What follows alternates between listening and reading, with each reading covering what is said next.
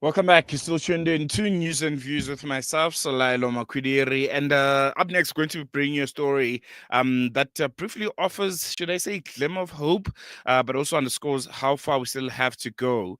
According to Statistics South Africa, the official unemployment rate has fallen to 31.9% in the third quarter of 2025, so down from 33.2% in the previous quarter, which translates into roughly 8 million and seven South Africans who are currently out of work, but it's down from 8,367 South Africans that are not working.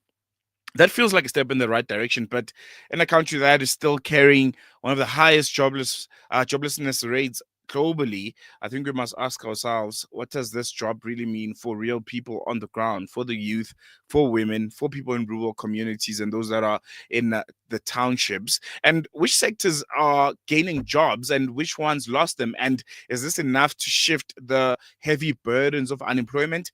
To help us unpack all of this, we'll be joined via telephone by Desiree Manamela, the Chief Director of Labor Statistics. Desiree, good morning. Thank you so much for joining us. Really appreciate you giving us your time this morning. Good morning, and thank you for having me. No, pleasure's all ours. I think let's jump right into it. If you can just, walk us through, the headline figure, that drop to 31.9% unemployment in Q3 of 2025. How significant is that decline in the context of South Africa's labor market? I think what we are seeing in this quarter 3 of 2025 is that we saw unemployment rate declining in this quarter to about 31.9% after it was 33.2% in the second quarter. So the decline was about 1.3 of a percentage point. And we have seen this number before and in so many other quarters before. And we also seeing that despite the decline in unemployment, we also saw an increase in employment in the same quarter when we compare it with the second quarter, when the total number of unemployed persons also declined by about 760,000. So basically what we are seeing is that the net result of an increase in employment and a decline in unemployment resulted in that decline in unemployment rate of to 31.9%.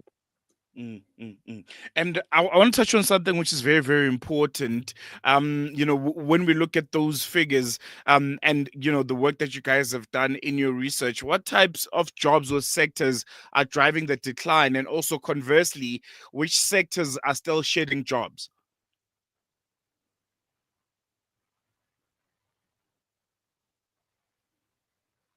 Desiree, are you still there?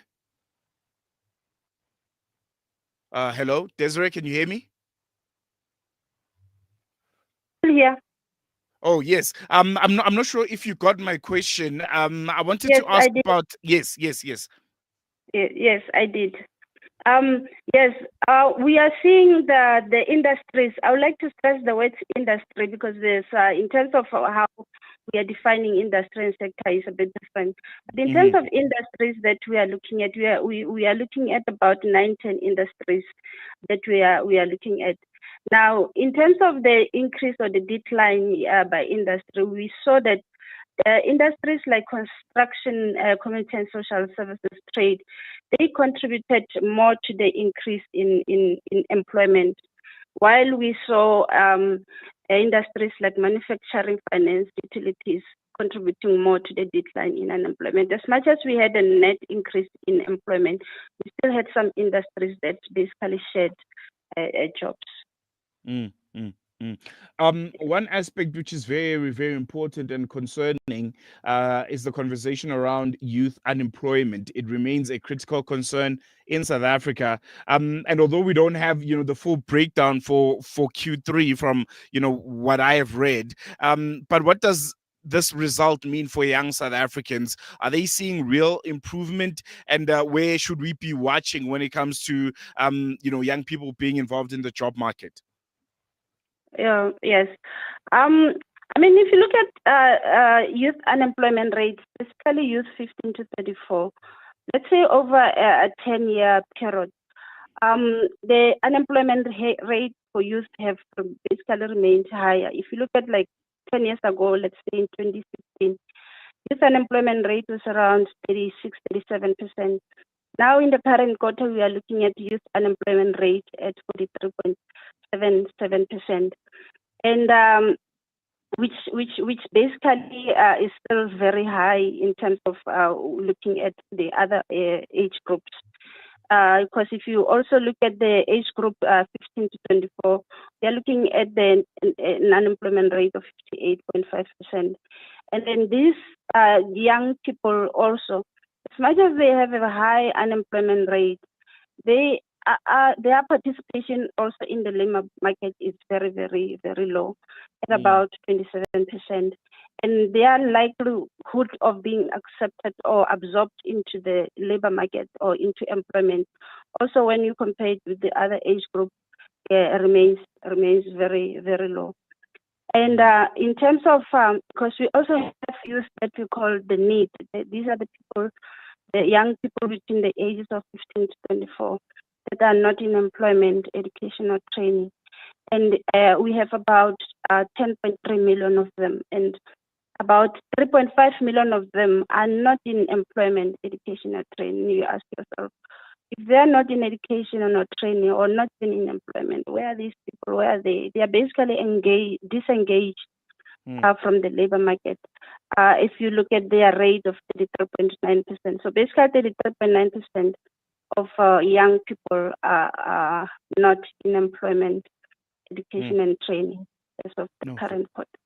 very, very concerning stat there.